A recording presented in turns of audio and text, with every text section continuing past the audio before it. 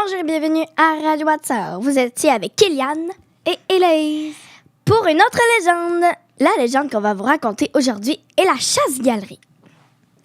La chasse-galerie était une invention du diable. Et oui, encore lui. C'était une sorte de canot volant qui permet à ses occupants de se rendre à l'endroit de leur choix en survolant tous les obstacles possibles. Bien sûr, il fallait vendre son âme au diable pour l'utiliser. Une veille du jour de l'an, des bûcherons campant dans les chantiers du Nord qui se mouraient d'ennuyance, qui pour sa famille, qui pour sa petite amie. Il faut dire que l'on partait pour les chantiers dès l'automne, venu bien avant les premiers gels. On montait par la rivière, et comme c'était le seul moyen de transport, on ne revenait qu'au printemps suivant après la débâcle. Il n'était donc pas étonnant que nos bûcherons trouvent la soirée longue et ennuyante. Au temps des fêtes, c'était souvent intolérable. Les pauvres hommes avaient beau sortir leur talent de musiciens et de chanteurs ou improviser des divertissements. Quand arrivait cette période, l'ennuyance était à son comble.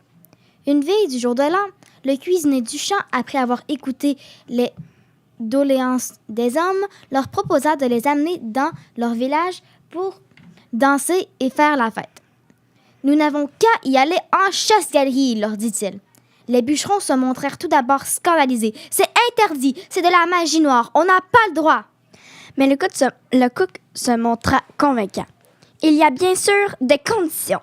Pas de jurons, pas de boisson, ne porter aucun symbole religieux, médaille, croix, scapulaire.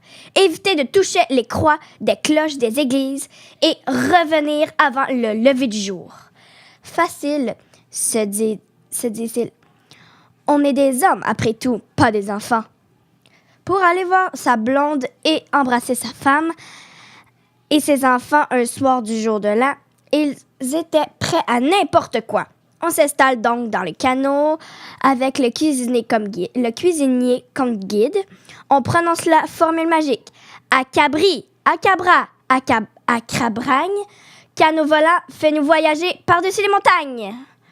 L'on voyagea à la vitesse de l'éclair, passant au-delà des montagnes, sautant par-dessus les villages, les forêts et les rivières.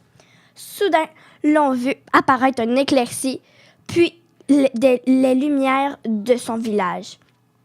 Et en rien de temps, les voilà rendus chez le marchand général, où se donnait ce soir-là une veille du jour de l'an. La soirée fut trop vite passée. Comme de saison, on s'amusa, on dansa, on jouait du violon.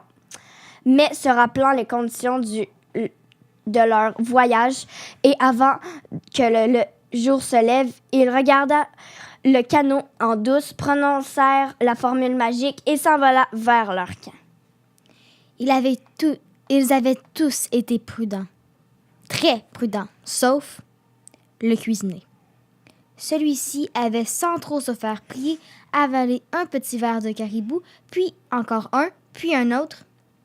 Les hommes durent l'attacher dans le fond du canot, car il menaçait de se jeter par-dessus bord. Il était saoul, mais aucun d'eux n'avait déjà navigué en chasse-galerie.